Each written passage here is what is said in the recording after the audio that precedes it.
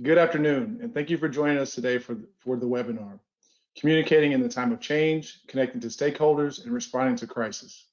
My name is James Collins. I am the Senior Director of Business Development at CSBA, and I will be facilitating today's webinar. Before we get started, I want to take a few minutes to make a few announcements. If at any time you have a question for presenters or technical issues, please use the Questions tab of your GoToWebinar dashboard. If you do not see the webinar dashboard, it may be collapsed. Look for the orange arrow in the top right corner of your screen. Click on that arrow and it will expand the dashboard. At this time, I would like to introduce our presenters for today's discussion. First, Jerry Gallagher, partner, Donovan Group. Jerry provides communication consulting to schools and district leaders across the United States. Before joining the Donovan Group, Jerry spent 19 years as a broadcast journalist, earning a Midwest Regional EMMY in 2015. We also have Joe Donovan, partner of the Donovan Group. Joe has worked with hundreds of schools and districts on their communication efforts, in addition to advising state superintendents, state legislators, mayors, and members of Congress. And lastly, we have Bob Turk, CSBA's Chief Legal Counsel.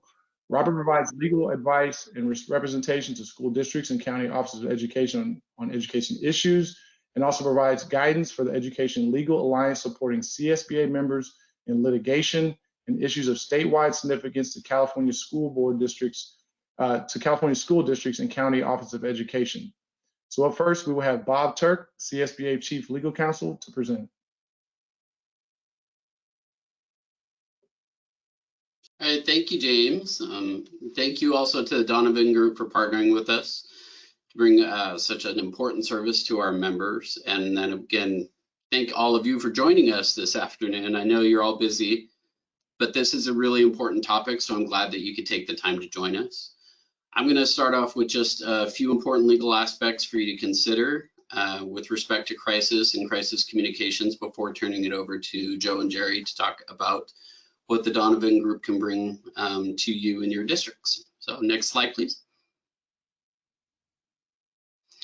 First thing, it's important to understand that a crisis doesn't have to be something like an active shooter or wildfire or some other catastrophe that strikes your district. It could be any sort of unexpected or urgent situation that disrupts campus and your ability to continue providing education to your students. This could be a pandemic, it could be an impasse or strike or other contentious labor negotiation situation. It could be protests on campus, or it could be something as simple as like a broken water main or extended power outage that strikes your district. And the specific legal implications of all of these are obviously going to vary depending on what the situation is.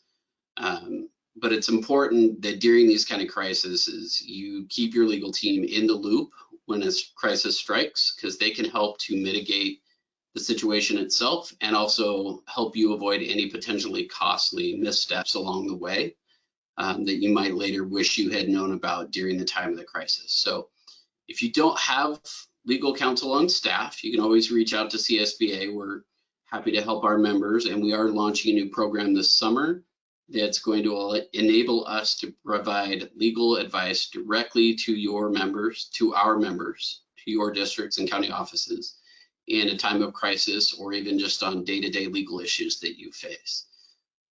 But regardless of whether you're coming to CSBA, your in-house counsel, or an outside law firm, it's just important that you keep your attorneys involved whenever you are dealing with the kind of crises that would require a crisis communication plan. It's also really important that you have this communication plan in place and that you work with some professionals who can really help you out with developing those plans, because they're so critical in a time of crisis. And the last thing you want to be doing is figuring out how to communicate in the heat of the moment, right? If you've got the plan laid out up front, it's going to help you tremendously when you're faced with the crisis in the moment. They help you to ensure that you're getting accurate and timely information out to your students, parents, guardians, staff, the community, and even to the media at the times when it matters most. So that's why they're so critical. Next slide, please. Now, your communication plan could be a standalone document, or it could be part of something like a comprehensive safety plan or emergency disaster preparedness plan. I'm going to cover just a couple of quick things about those while we've got you here, because they are important plans for your districts and county offices. So every LEA is required to have a comprehensive safety plan. The education code spells out the specific components that need to be included in those plans. If you're not familiar with yours, you should take a look at Administrative Regulation 0450. That's the regulation for your district, your county office that deals with that plan. The plan itself requires you to have procedures for things like earthquake emergency procedures and all sorts of other issues that need to be incorporated into the plan. So it's also a good place that you can put a crisis communication plan, or to incorporate elements of it at least. Like I said, not every catastrophe, every crisis stems from a catastrophe, but every catastrophe is going to create a crisis, right? So having that plan there in the regulations or in your emergency response plan handy is going to make it a lot more convenient for you when those situations arise. For districts that have an average daily attendance of less than 2,500 students, you can do this at a school site level or at a district-wide level. So those are just some important things to remember about your comprehensive safety plan. Next slide, please. And while we're talking about the comprehensive safety plan, this is a little bit aside from crisis communication specifically, but there are some important things I just wanted to highlight and make sure you're thinking of while you're looking at these plans. First of all, and this is going to come up in any crisis, in order to be eligible for reimbursement of response-related personnel costs when you have a disaster, you need to make sure you're following the standardized emergency management system guidelines or coordinating with other agencies.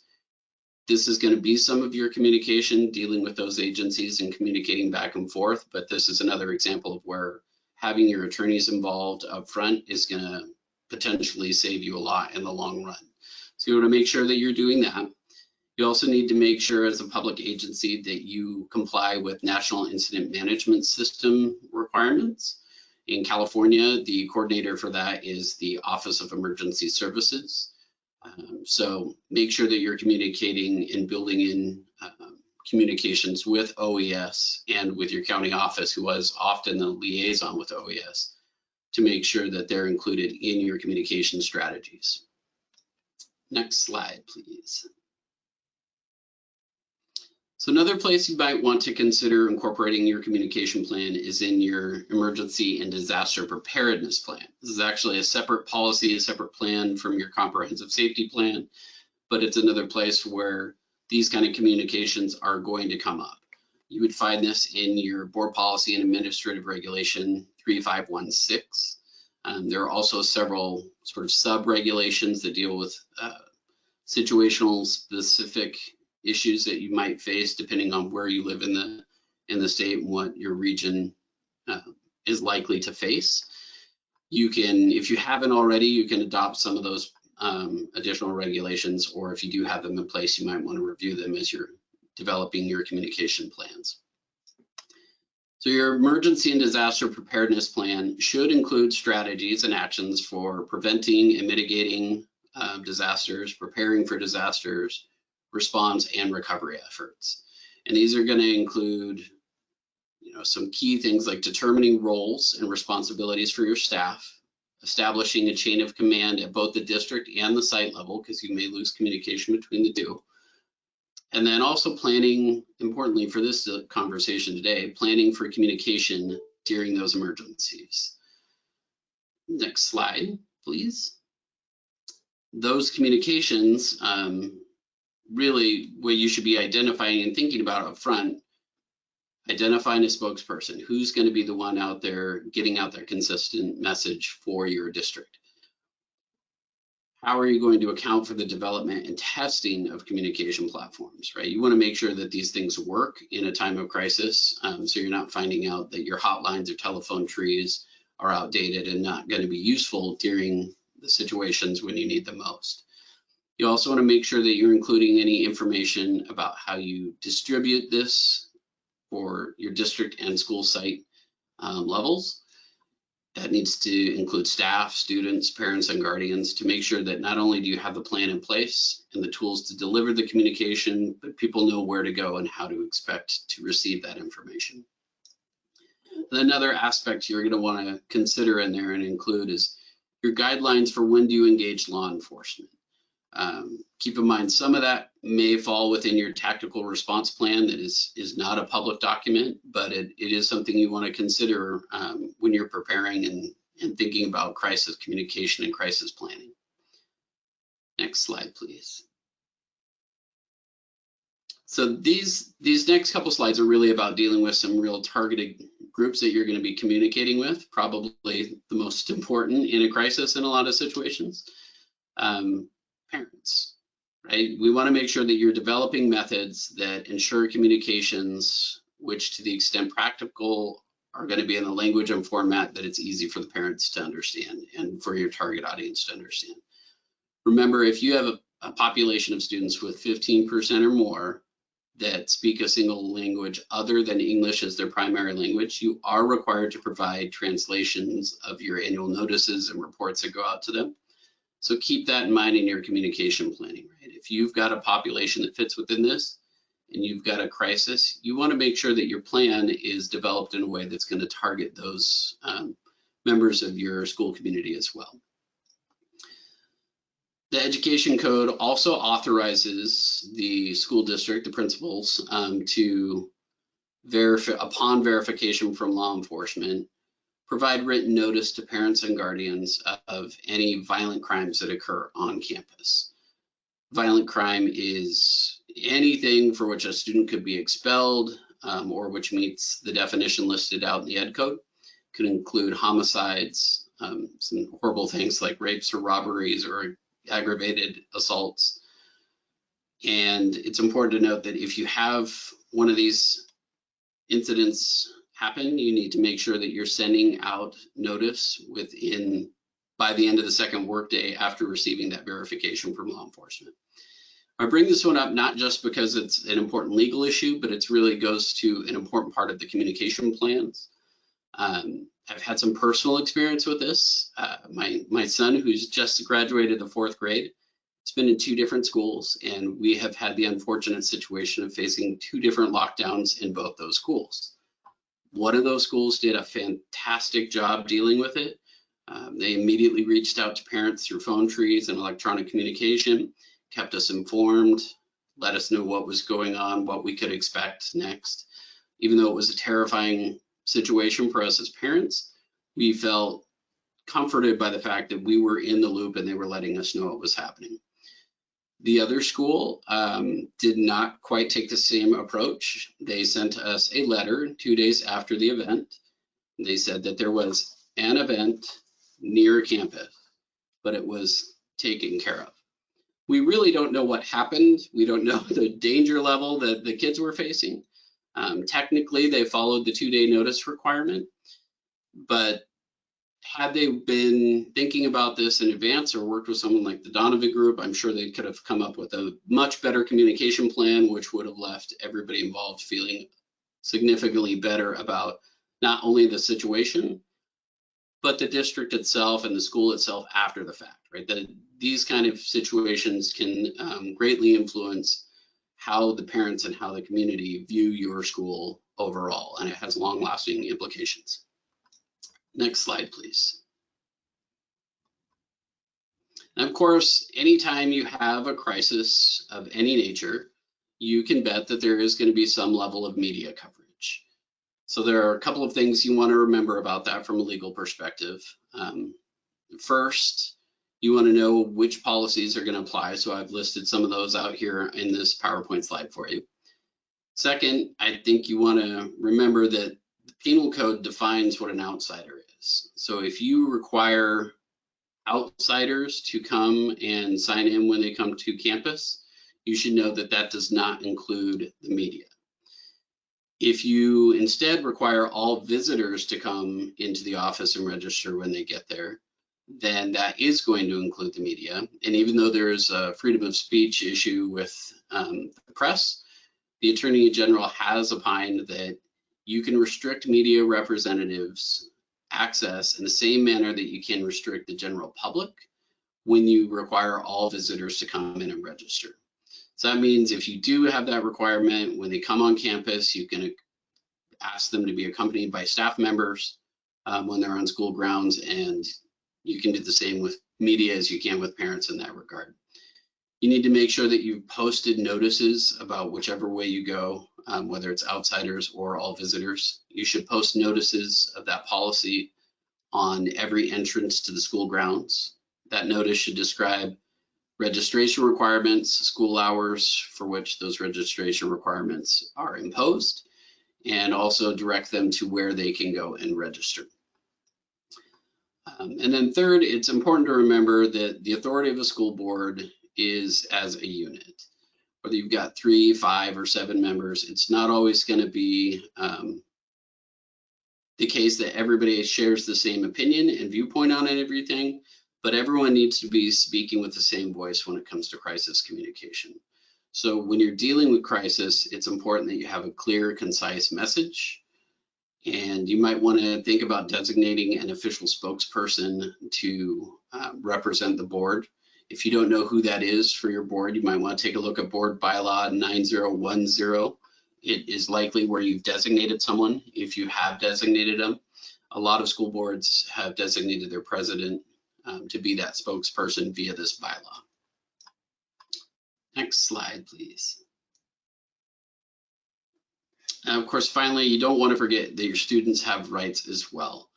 Specifically, they have freedom of speech rights. And when you're dealing with the media, they may want to come in and talk to some students. The Attorney General, again, has put out an opinion that says because students have a constitutional right to free speech, school administrators may not require prior written parental permission before allowing media representatives to interview students on campus. However, the law and case law support the idea that districts can adopt reasonable provisions for time, place, and manner restrictions so that we can control when the students do have that expression of their opinions and free speech, so it doesn't disrupt what's going on campus. So in some circumstances, it might be appropriate to limit the student's ability to talk with the media so it doesn't create a disruption, but this is a very complex area of law. And so again, I would recommend you speak with your attorneys before taking action in that arena. And then you may also have members of the media or other people asking for specific information about individual students. It's important to remember that directory information, as identified and defined in your administrative regulations, can be given out unless the parent has specifically submitted a request in writing saying that they don't want their students' directory information to be shared. That's not the same for homeless students. If a student is considered a homeless student, they actually have an opt-in versus an opt-out approach. So for homeless students, you cannot release directory information unless you have in writing a specific authorization to do so. So again, directory information, that's any information that's contained in a student record that would not generally be considered harmful or an invasion of privacy if it's disclosed. That's all spelled out for you in Administrative Regulation 5125.1. It doesn't include, just a couple of quick things to remind you of, it does not include social security numbers. You cannot give that out, obviously, or their student identification numbers, or their citizenship status, immigration status, or place of birth. So those are some definite restrictions to know about. So now that I've covered probably a little too much about the law, I'm going to go ahead and turn this over to the Donovan Group and let them talk to you about crisis communication plans. Thank you very much for your expertise there. Also, thank you to James and to all of the attendees here today who are watching and listening in. And thank you for everything that you've done in service to our students in what has definitely been the most difficult year that most of us can remember. As Bob said, my name is Jerry Gallagher. I'm a partner with the Donovan Group. You will hear from the founder of the Donovan Group, Joe Donovan, coming up momentarily.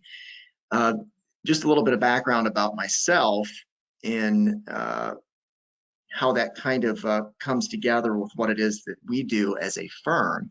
I spent almost 2 decades as a broadcast journalist. And so what I can bring to the table, I hope, is that I understand the questions that come up and where a journalist is coming from and what it is that they want when a crisis hits. At the same time, I'm also a father of 4 kids. And so I think I come at it as well from the vantage point of what a parent would think as well in that circumstance. So we are thrilled to be here today to be presenting to you about communications, and a little bit about the Donovan Group is that we are a full service communications firm that focuses exclusively on public schools. And as a firm, we are confident that over the past decade that we have provided crisis communications counsel to schools, to more schools than any other firm in the country. We have worked on crisis situations, both large and small, from the just embarrassing to the truly tragic. Primarily, the crisis that we have been focused on with existing schools over the past year has been how to effectively communicate about the evolving pandemic, from closing schools to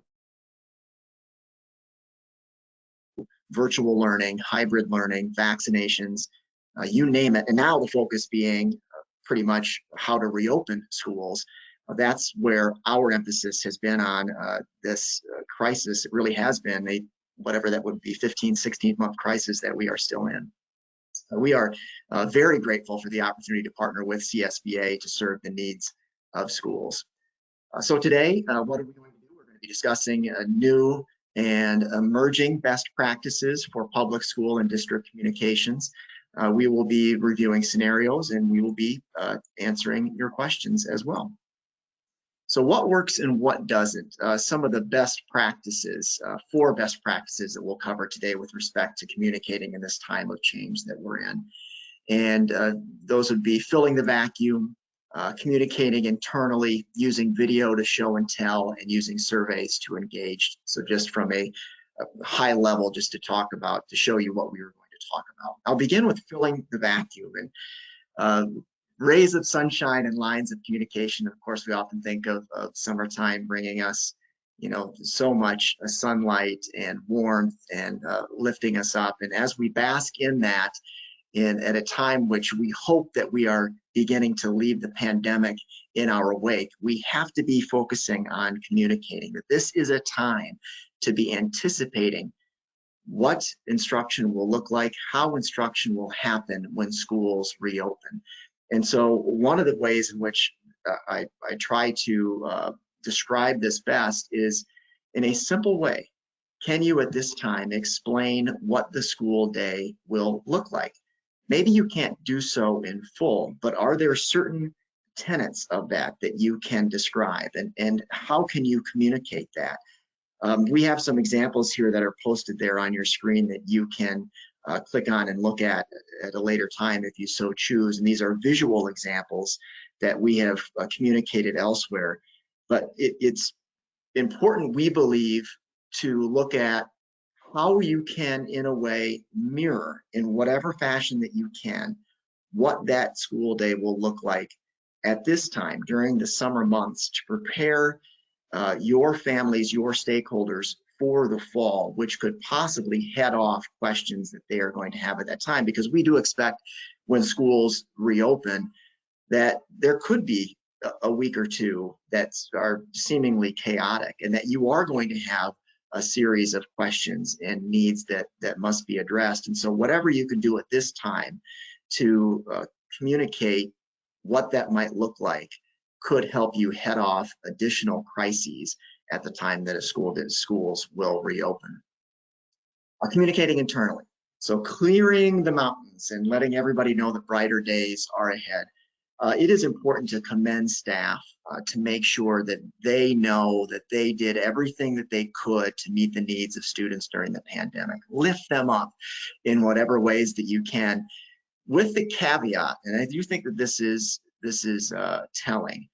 By now, most staff members have been inundated with the words pandemic, challenges, unprecedented. And so what we instruct is, are there ways to help avoid kind of that empathy numbness and find creative ways, different ways through communications channels, whether it be through graphic design, email, video, to lift them up in a way that is maybe creative, unique to the experience, timely, finding different ways to pat them on the back and just to say, great job, keep it up, because it has been hard. We all know how difficult it has been, and it is important to communicate internally as much as you can without it becoming redundant.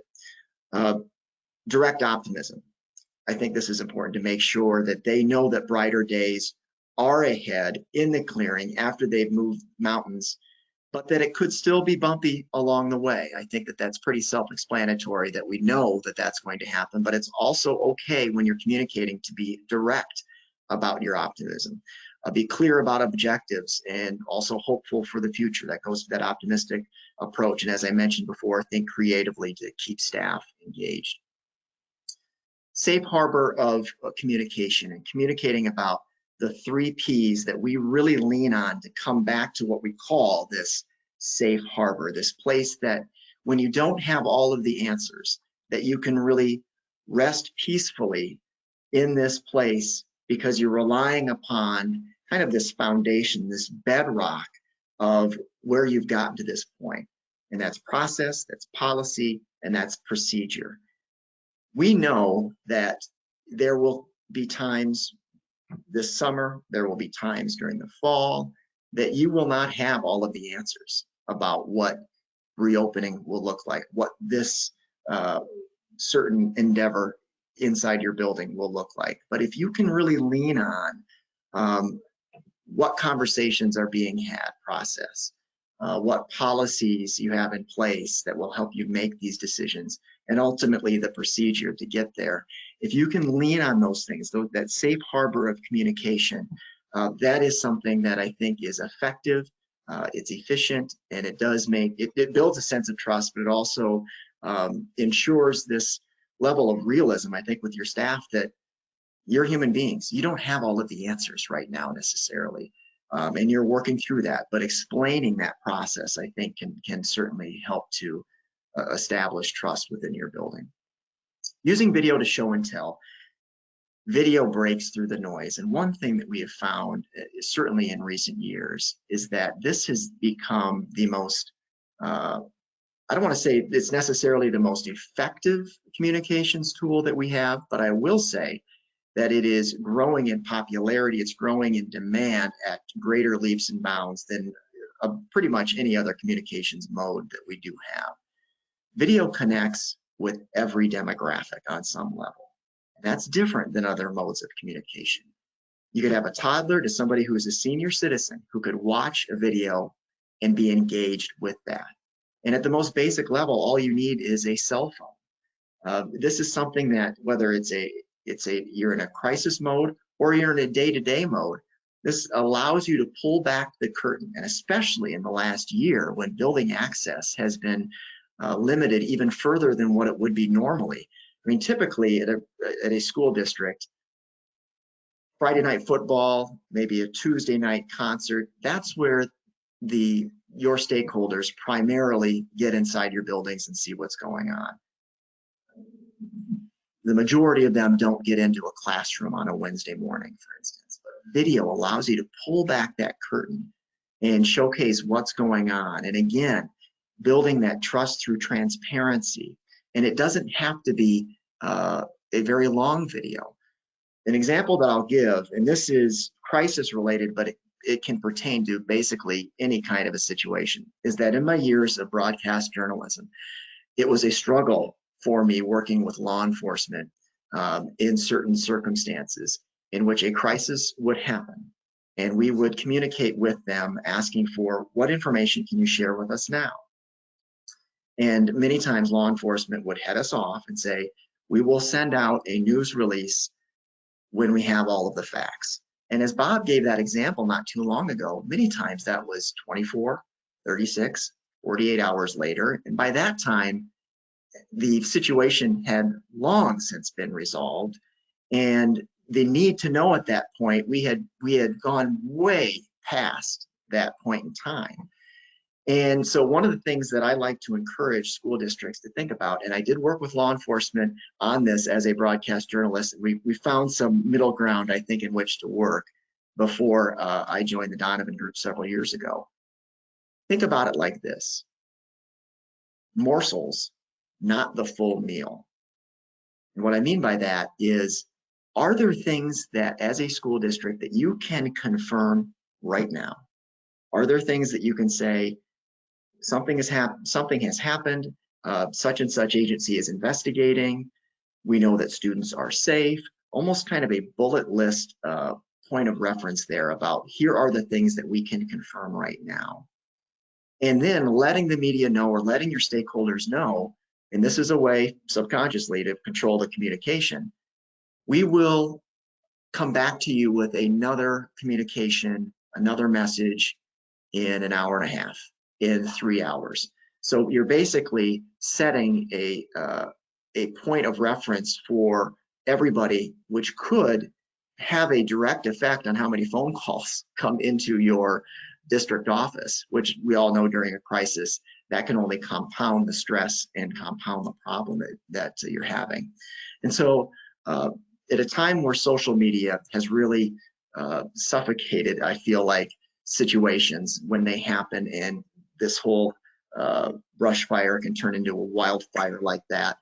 One way that I really try to counsel schools is be very quick, efficient, and you don't have to give the whole story. What is it that you can confirm right now? And you can do that through video. It doesn't have to be the written word. It could be a principal on site with their iPhone, 30 seconds, basically saying, I want to calm, I want to provide calm. We know students are safe. This is what's happening. We'll get back to you as soon as we have more information at the bottom of the hour.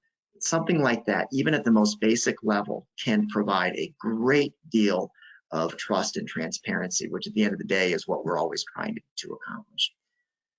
Using surveys to engage. This is another fantastic tool to be able to engage, get important data, not necessarily at the time of an immediate crisis, one that has just happened and you have to have answers, but over the course of, as we've learned in the last year and a half, an extended crisis. This is a really good way to find out what your stakeholders are thinking. You're asking them for information. You're getting great feedback. We just had a survey that we administered in the Banning Unified School District. They were unsure exactly how to go about reopening, and they wanted to engage their stakeholders to see what they were feeling. And we had tremendous survey participation. And the data that they were able to receive from that survey helped to shape the process. And going back to those 3 Ps that we've talked about.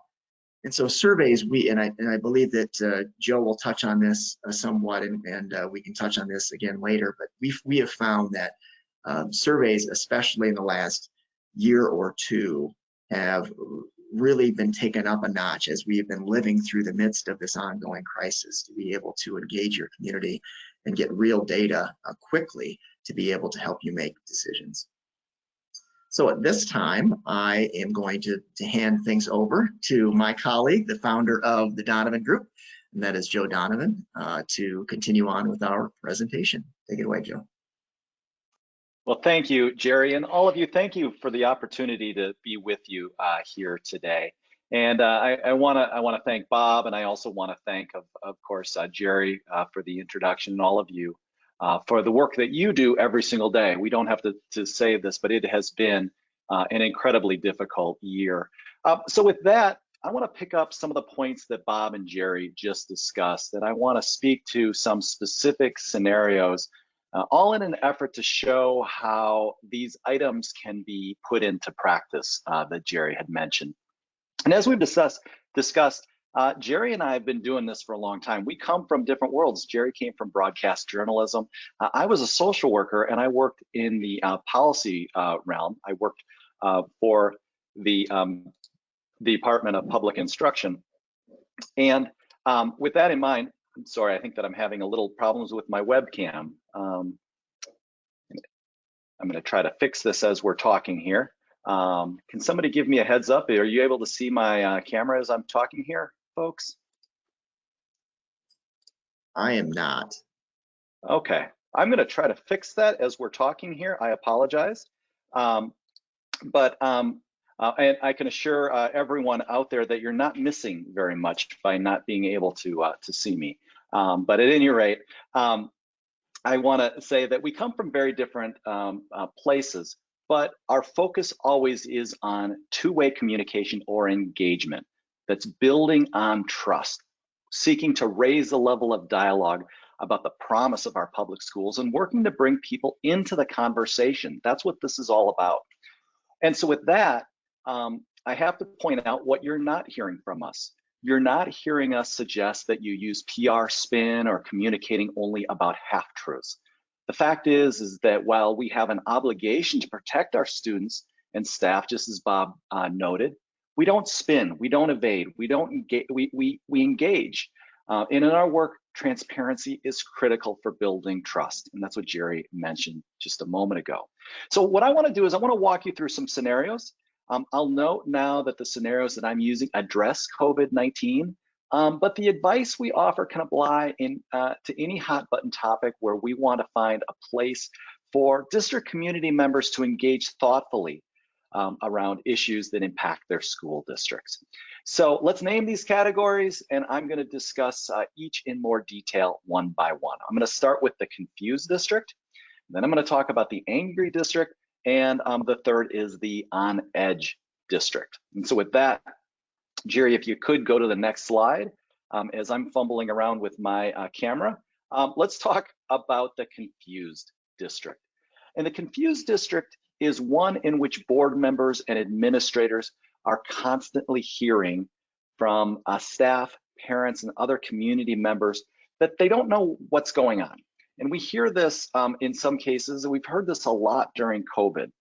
And in those districts, sometimes we hear stakeholders saying that they feel like decisions are being made in isolation or without the input of the community. I was recently working with a district that had a very robust engagement effort in place. It's something that they had built over many years, and they had done some prior surveys in the district which suggested that stakeholders were well informed and generally happy with the school district. But over the course of the pandemic, stakeholders, and here we're specifically talking about parents and staff members, really became disconnected from the district. And even though the district was communicating as they had before, the signal wasn't getting through the noise, and stakeholders began to express their confusion about the district and its COVID efforts. So if you're in a district like the one that I'm describing and people are confused, what can you do? And go to the next slide if you could, please. And let's start by what Jerry suggested a bit earlier, filling the vacuum. We're seeking to fill the vacuum by anticipating questions and explaining to the degree that we can what to expect. Now, in speaking with the leaders in the district that I just described, they had done a really good job of communicating early in the pandemic as their school buildings were being closed and they were transitioning, to different forms of education. But they said, we didn't do a very good job of continuing to engage. They did not, as Jerry suggests, continue to fill the vacuum. Now, to their credit, district leaders in this particular district had pretty good reason not to communicate. And we heard this a lot. They said, listen, there are so many changes as it relates to guidance and it's changing so quickly that we decided for now it was best to say nothing. okay? But as Jerry said, that can cause a lot of problems. While it's understandable it can cause problems, there's a need to say something, even when details can't be communicated due to the changing nature of things. Here's the deal. Even when we can't provide details, we can lean into the 3 Ps: policy, procedure, and process, just as Jerry discussed. And we may not know at this time exactly how school will look in the fall. We don't know the parameters under, we do know the parameters under which these decisions will be made. For instance, we can define the policy that will dictate those decisions. We can explain the process that will be used when these decisions are made, including the fact that your board procedures are open and transparent. You're going to be out there with it. You can do those things and you can do them now. And so that's exactly what the district in my example did. They created a mini communications campaign that focused on filling the vacuum to get ahead of gossip and bad information on social media. In this particular district, they created a series of letters that went to stakeholders that were sent by email to every parent, every staff member. Things in the district had gotten so bad that they needed to acknowledge the fact that, the communications could have been better. They apologized.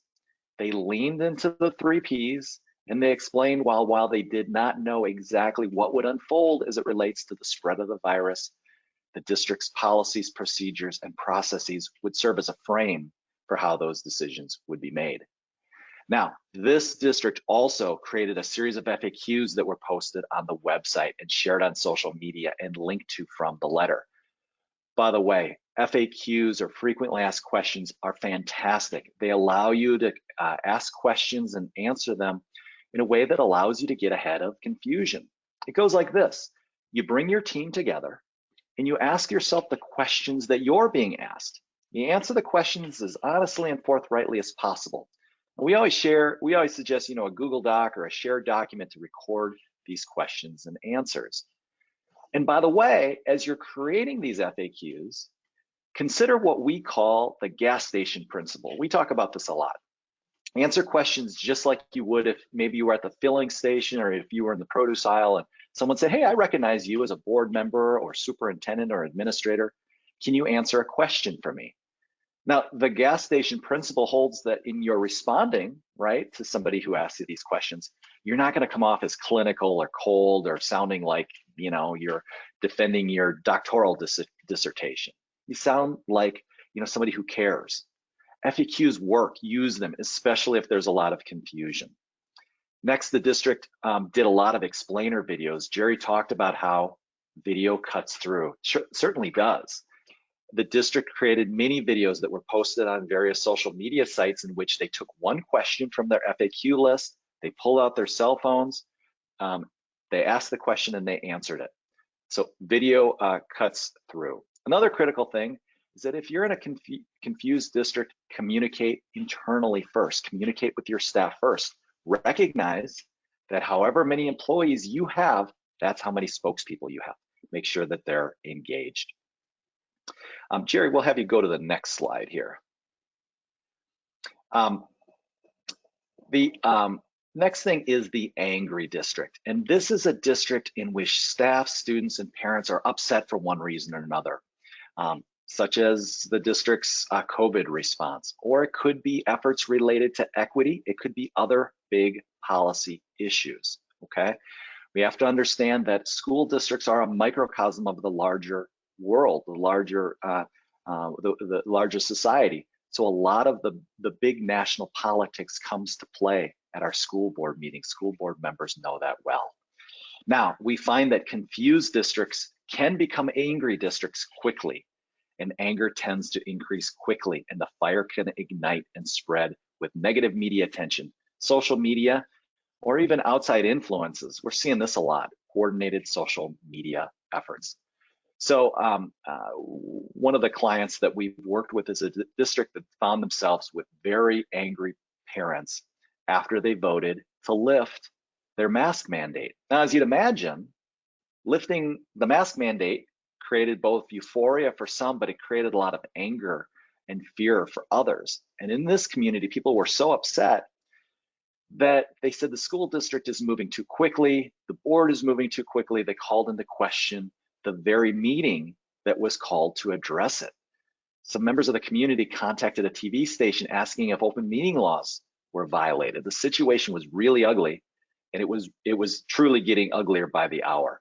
Thankfully, the district turned the corner, made some very good progress in improving its communication and engagement. And here's what we found work. Jerry, the next slide, please.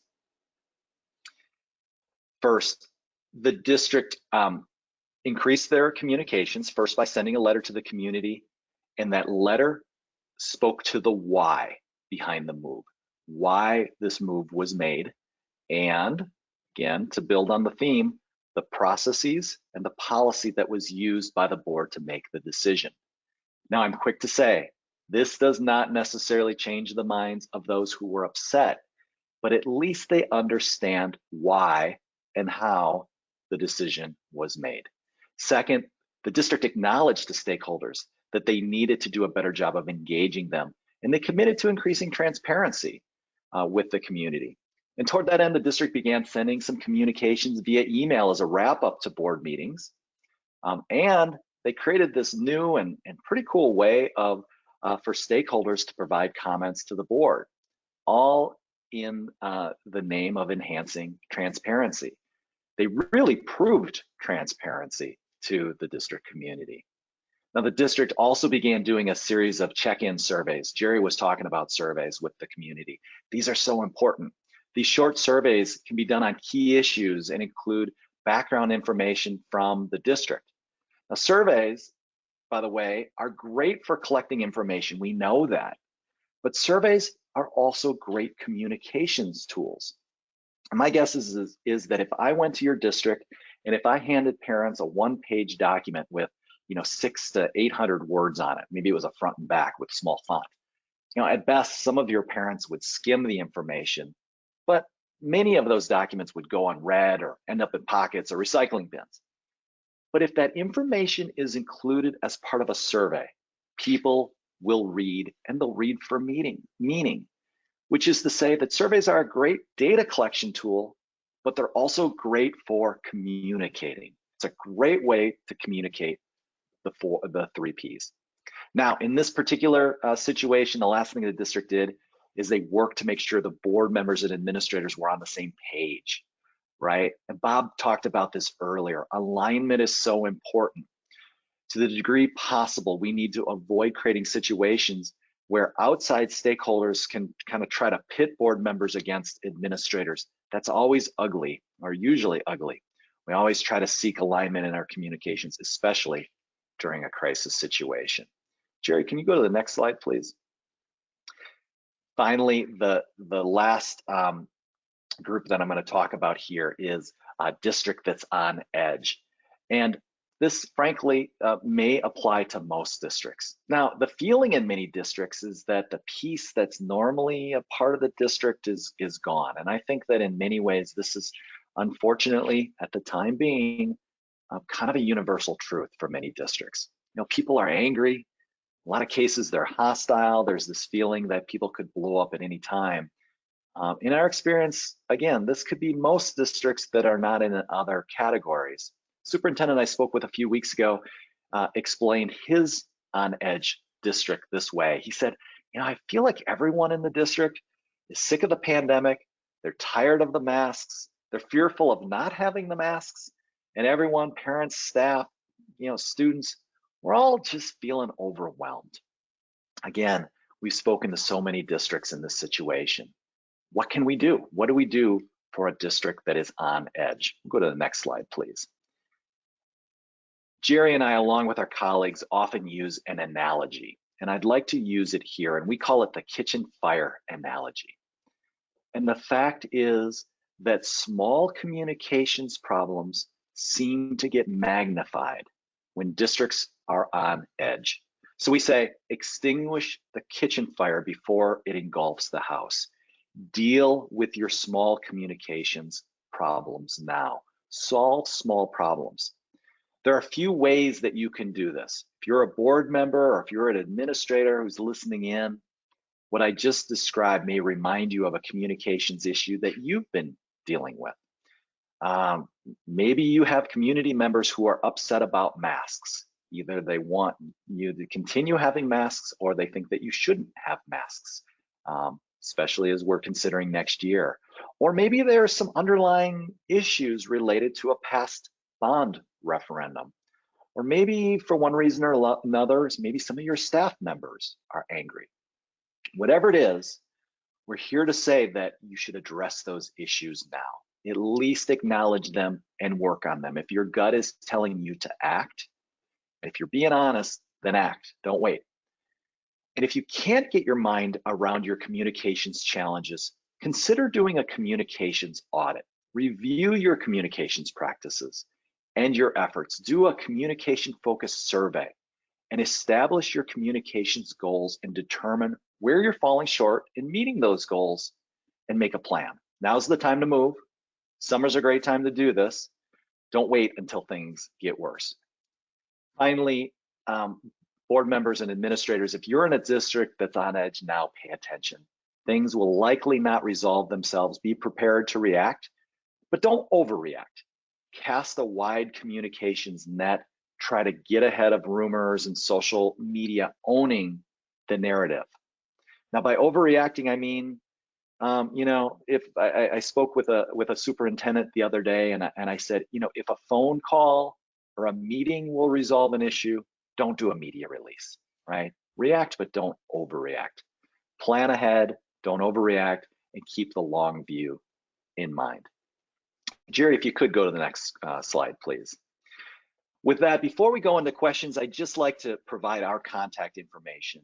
As noted by Jerry, the Donovan Group is a full-service communication firm that works with California schools and districts. We're so grateful to have partnered with CSBA, not only on this webinar, but also to offer a crisis communications offer to California districts. So with that, I will finish as I started by thanking you for tuning in. And with that, I'm going to make one other attempt here to fix my camera, and I'm going to turn things back to you, James, for some questions. Awesome. All right. So thank you to our partner, Donovan Group, for discussing the various aspects of communicating in times of change, and to Bob Turk for explaining the legal aspects of crisis communication. We will now enter the question and answer segment of the webinar. You can ask questions using the questions tab. You can use, hold on just a second. Now I have my camera. All right, there I am. You can ask questions using the questions tab of your GoToWebinar dashboard. We will try to get all your questions today. So I have a list of questions, Joe, Bob, and Jerry. So the first question that I have is, any advice, any guidance or advice on how small districts should handle social media outreach would be helpful.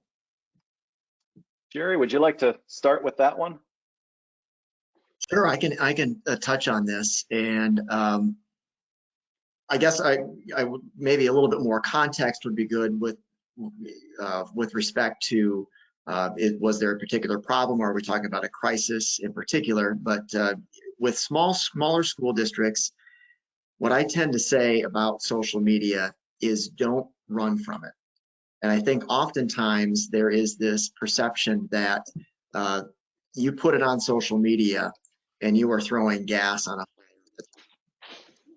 But if you can stand behind facts of the situation and you can put that out there and do so in a way that's efficient and effective, I would say do so, whether that be Facebook, Instagram, Twitter, those venues. The other thing I would say about social media, and to me, whether you are a smaller district or a larger district, try to engage your parents to be, in a way, kind of a social media watchdog ad hoc group for you. And what I mean by that is these are folks that are on social media a lot, and they see these things pop up. And so there might be something that you posted or somebody else posted about your district.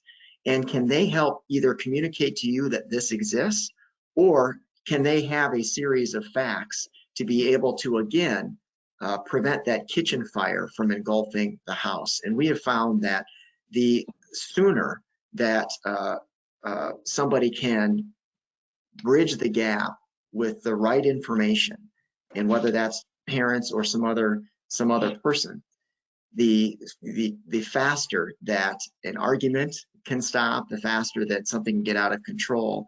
And we have to remember, and I know that this is something that schools are very tentative about, and I understand it, because it is your reputation on full display live when we're talking about social media, is that Facebook remains the #1 channel of communication for certain demographics in our country. That's where they go for information.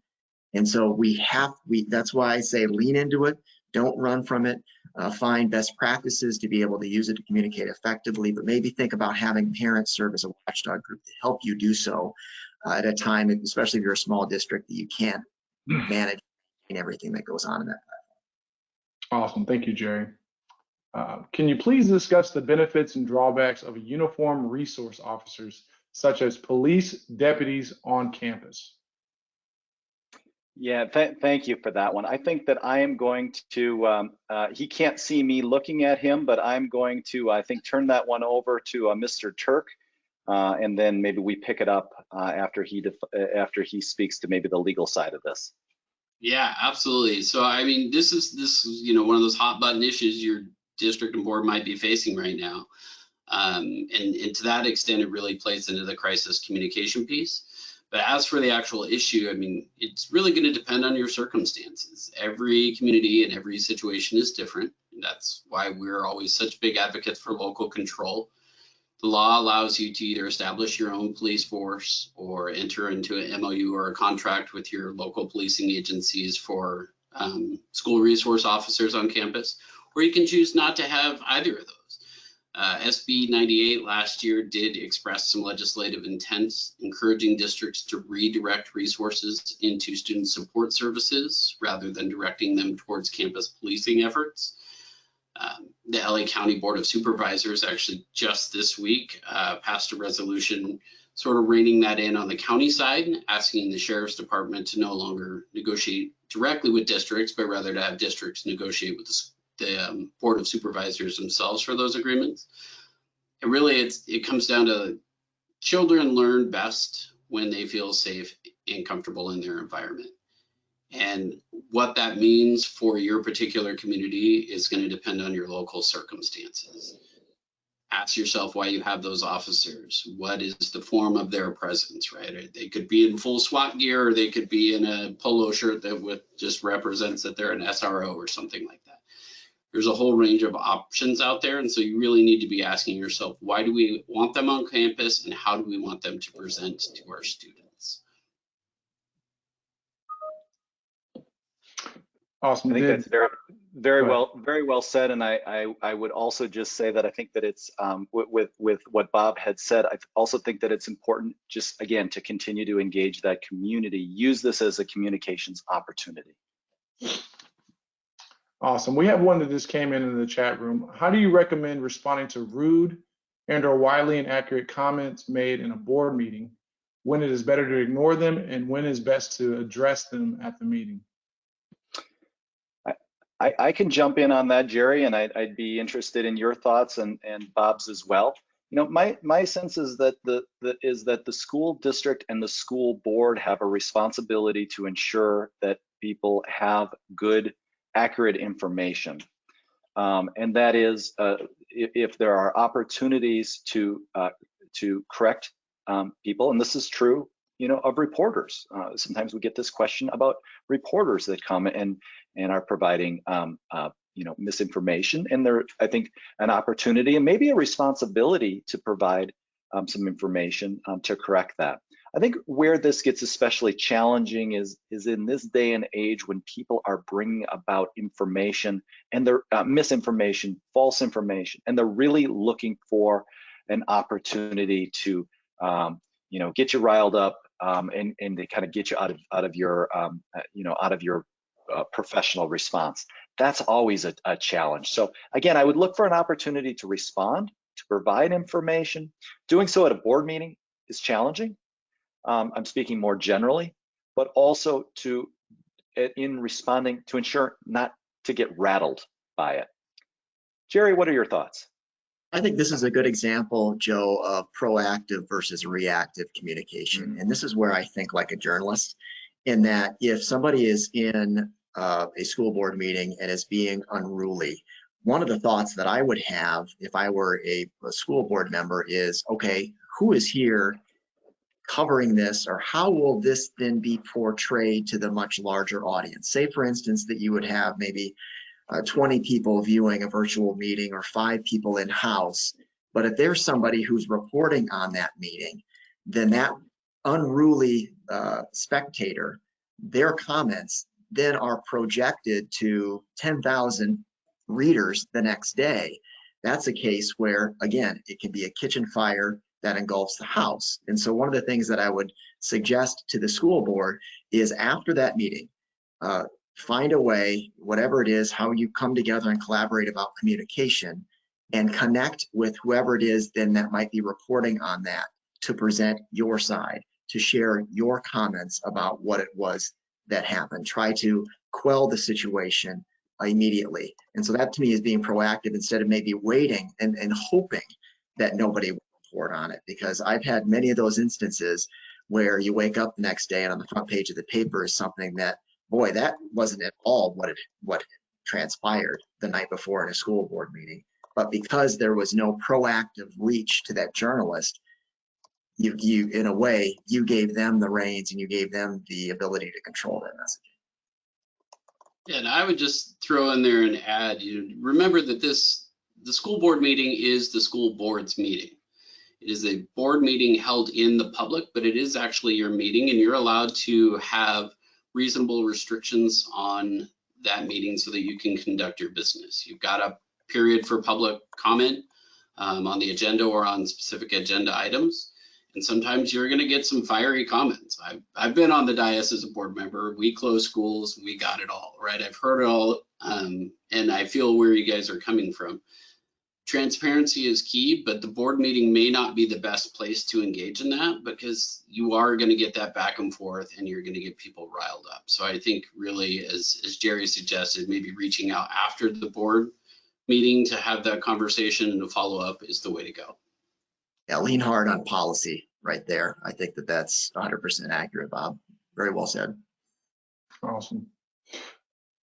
This question is very important, and I don't have a follow-up answer because there's a couple of things coming through the chat line here. But what role does the school board, board president, and individual board members have in supporting and promoting communication? Jerry, you want to take that one? Sure, I can. And I think that members of the school board are those that can act as cheerleaders about transparency, and that encouraging and promoting communications. And oftentimes, and I think Joe touched on this with the gas station example earlier, is that you are the one in the store somewhere else at a gas station, and somebody's going to come up and ask you about something. And to be able to maybe almost have in your mind an elevator speech about what the district stands for, that 90 seconds of this is who we are, this is what we represent, and being able to have that in your mind ahead of time, even that list of bullet points about this is how we feel about communication, and stand behind it firmly, I think is a really effective way to be a cheerleader for your school district. Awesome. So here's a question that I know that's a hot topic, but will you be talking about navigating hot button political topics such as equity and critical race theory? Now there's 2 questions there, so that's the first question. The second question is the racial justice, equity, and implicit bias work has divided many communities. How do you suggest leading for the students of the next generation despite the pushback from certain groups? So it's kind of a double-edged question. Like, is it a topic you're willing to discuss, and how do you suggest based on this situation? Yeah, I can jump in on that one, James. I'm very, very happy to. And these are issues that are very much top of mind for us, and certainly a big part of the work that we're doing now. And I think that I'd like to say 2 things as it relates to our work. Number one, I think first of all, one of the great things about public education, I think just about everyone would agree with this, is that it's for all. And so we're you know, when we look at what school districts' mission and vision, when we talk about schools' policies, procedures, and process, it really is about addressing the needs of all students. And so when board members and administrators are engaging their communities about hot button issues, I think the challenge is about how to create transparency and how to have a good, honest conversation about how we meet the needs of all students. And we find that this conversation is best had if we pull back. You pull back the camera and you focus on policy and process rather than very specific issues, right? You want to have a good, thoughtful conversation.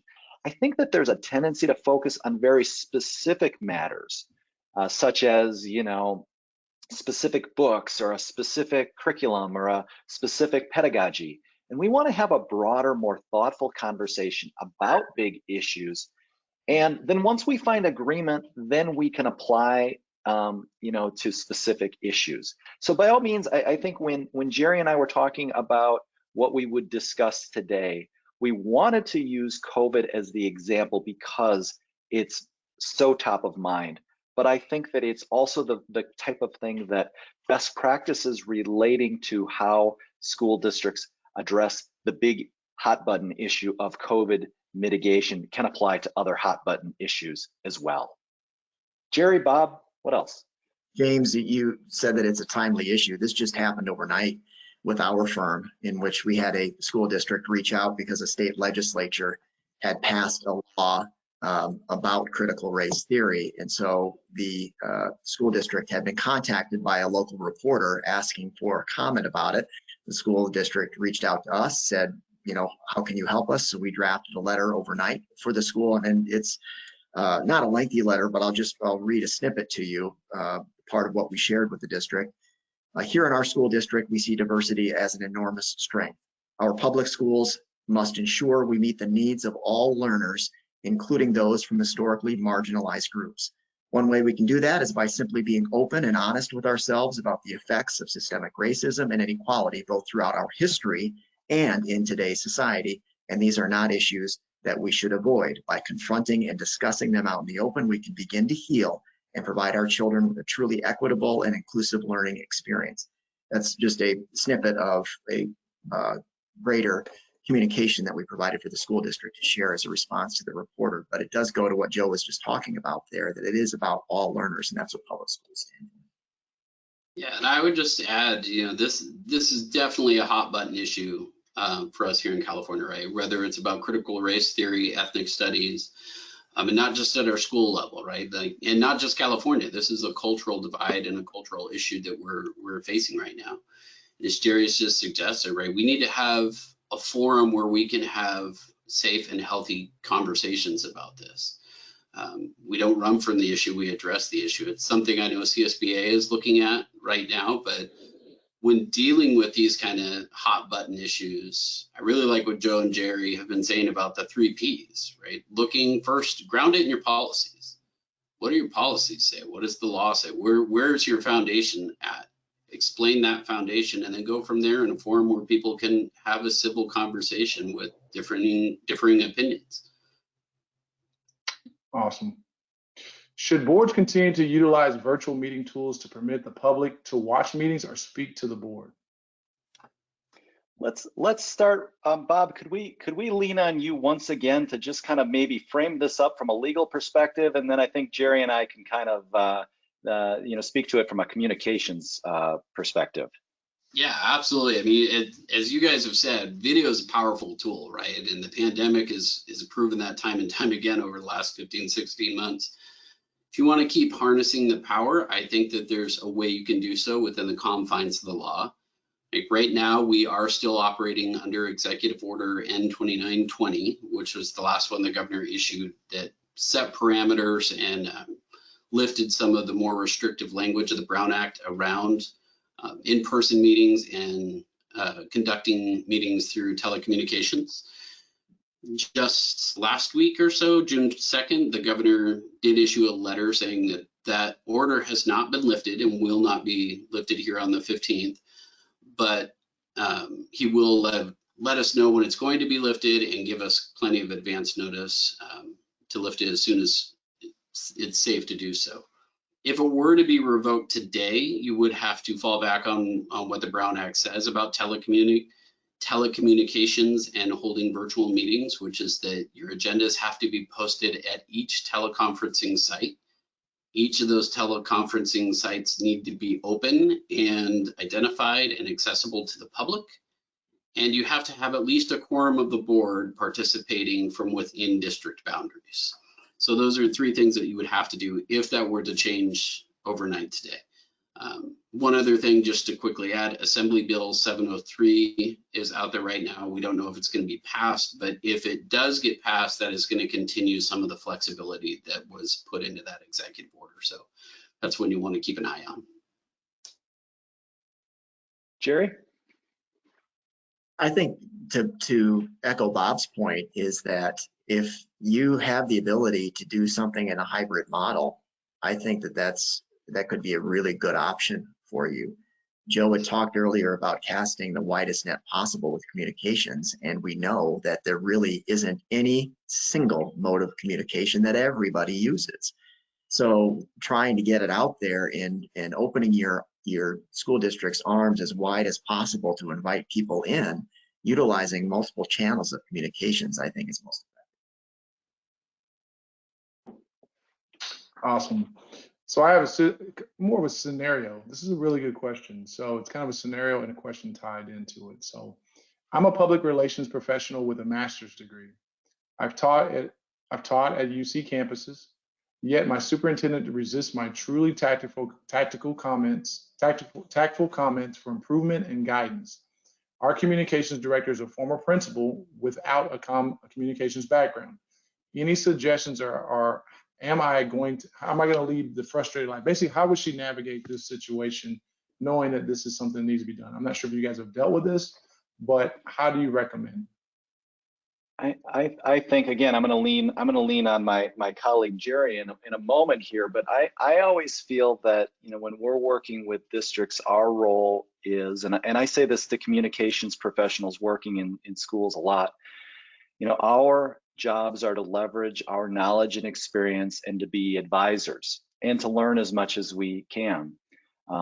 Jerry and I come from 2 different angles. Jerry comes from the world of broadcast journalism and learned education. I came from the education world and learned communications. But at the end of the day, we're advisors. And I always feel that, and I mentor a number of PIOs and communications people in various schools, and we do a lot of coaching. And I always say, provide as much value as you possibly can.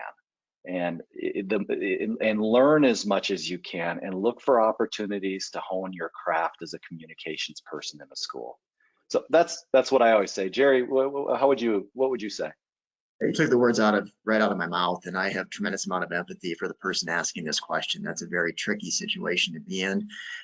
There might be, you know, we talked about brighter days in the clearing. There might be another opportunity for that person to really be able to broaden their horizon down the road. In the meantime, providing value, as Joe said, is there a way that this employee, the staff member, can showcase what they're talking about in the written form, visual form, examples of this is how I would have handled this, or this is how I think we could handle this going forward, and sharing that and putting that right out in front, and not necessarily, you know, this is not to be antagonistic by any sense, but in an inviting fashion, say, you know, I would like to show this is maybe how I would have handled communication in a way not to question how they did, but to say, how could I be of supplemental assistance to you? And so showing value always through example, I think, is a good way to do it. Yeah, and one thing I missed on that, this person is actually a board president.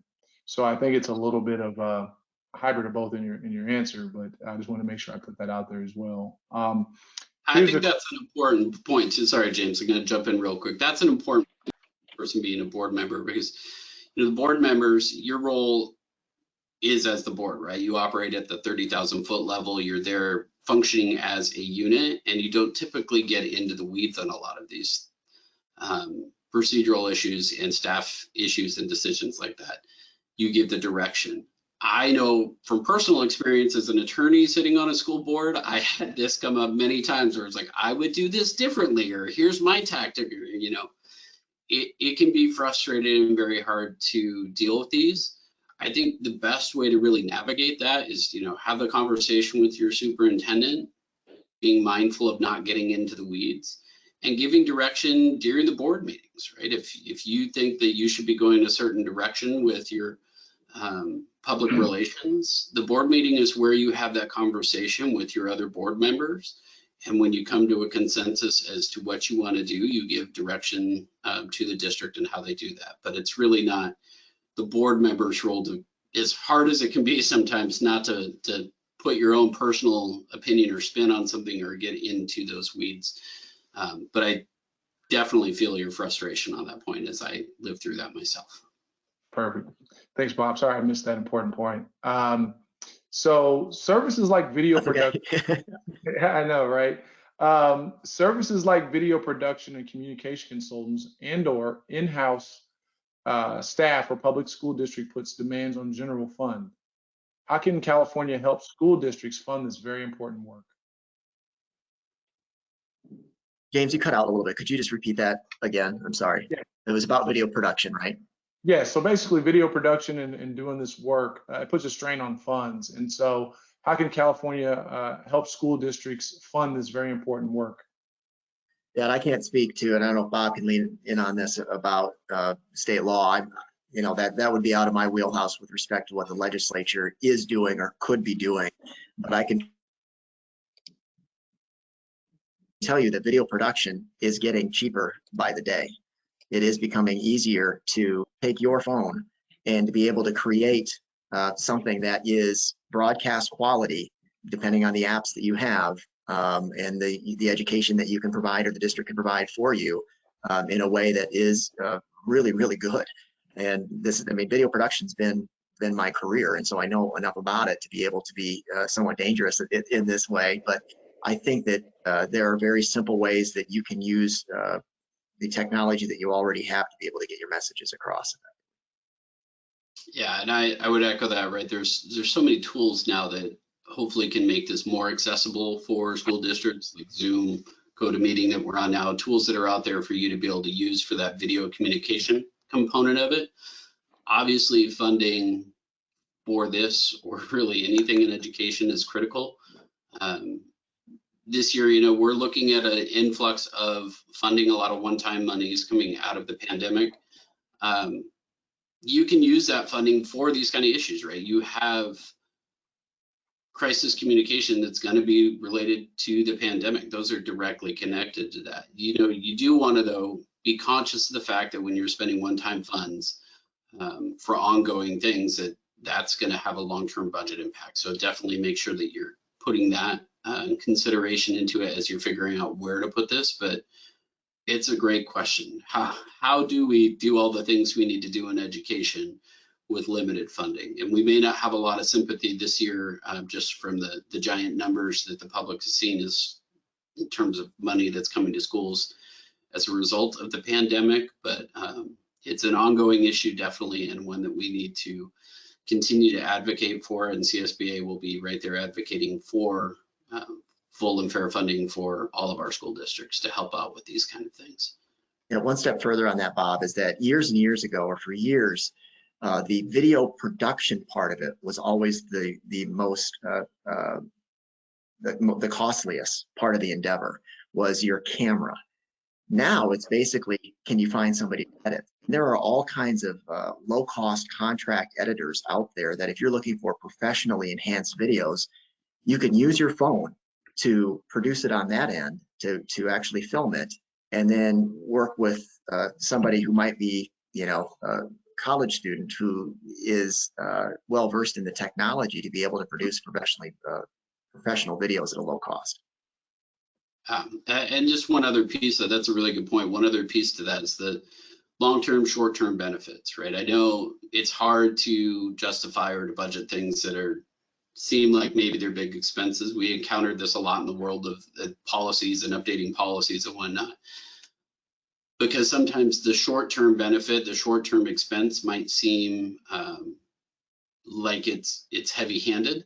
But when you look at the long-term benefits of being able to have solid, good communications and what that does for your district, what that does for your parents, your students, your community, the cost amortized over the course of what you get as a benefit, more likely than not, is going to outweigh that pain point at the front. But again, local control, you all know your budget situations and what's doable and not doable on that. Awesome. Another one from the chat. Do you have an opinion on the thought exchange surveys? Yeah, I can speak to that. We've used Thought Exchange. Some of our different clients have used Thought Exchange in the past, and I know some who have really liked it and use it a lot. In fact, I'm working very closely with a district that uses it, really embraces it. I've worked with others who have used maybe more traditional survey methods, and they like that. But and so I think if it fits within the processes of the district, it can be made to work well. It's a little different way of engaging the district, but ultimately it can work. Jerry, have you worked with anyone using Not a lot of specific, using Thought not Exchange? specific Thought Exchange, no, Joe. So I will defer to you on that answer. Awesome. We got time for one more. What are ways to communicate with families that are located in rural areas with limited internet, TV, and/or cellular access? Ooh, Jerry, you want me to take that one? And we both have some experience in this regard. I work very closely with a district that has only about 2/3 of the district is covered by any cellular, any broadband. And it also is a district that has high levels of poverty, especially in those areas that are not covered by broadband. And so there are a number of different tools, and really every single tool was put into place during COVID, including the use of Wi-Fi repeaters and some other things. I will tell you that over the years, among the things that we find that works with regard to communication, and it pains me to say this because it seems like it should be so out of date, direct mail postcards still works. They still work. They can be a little more, they can be cost prohibitive in some school districts, but direct mail in districts like the one, James, that you described works. Paper works. But ultimately, I think the most important thing is making the commitment to connecting with those stakeholders and not just saying, oh, we can't do it because of the isolation or because there's no broadband. It takes a tremendous amount of hustling and using whatever tools we have to get things out there. I will tell you before, Jerry, I ask your question on this. I worked in a rural district many years ago. In fact, we still work with this district, where among other things, we wanted to communicate with seniors in the community, senior citizens. And we worked with a series of pharmacists of all things in the area. And as prescription drugs were being picked up, when the pharmacist stapled the instructions onto the bag, they included a little quarter-page information sheet from the school district. And it was a way that people could have information about their schools. It really was an effort where the school district hustled to get that information out there. Jerry? Direct mail. I will just amplify what Joe said, and especially postcards. We love postcards because of their size and how the post office works. It tends to be the first thing that you see when you grab your mail out of your box. That's going to be right on top. They always put the smallest thing on top, and so we really like something that's colorful, it's dynamic, it's got good information, and we feel like that is a great tool to be able to, again, cast the widest net possible to communicate with your entire community. And student messengers are also great, right? I mean, as a parent, you know that thing's tucked in the bottom of the backpack and you're going to miss it and it's going to be too late. But eventually you see that piece of paper that went home with the student. So. Awesome. Absolutely. Is there anything else? No? Well, so that includes our questions. We were able to answer all of them. So I really appreciate it. Just want to say thank you to all of you for joining us today. especially those who contribute to the questions. To view our most recent webinars, please be sure to check out our YouTube page at youtube.com/CSBA video. If you're interested in attending future CSBA webinars, please go to our website at www.csba.org/webinars. Today's recording and slide deck will be available to view on our webinars page by tomorrow afternoon. Many thanks to our presenters, Jerry Gallagher, Joe Donovan, and Bob Tuck. With that, we'll see you next time. Thank you. Thank you. Thanks, everyone. Thank you.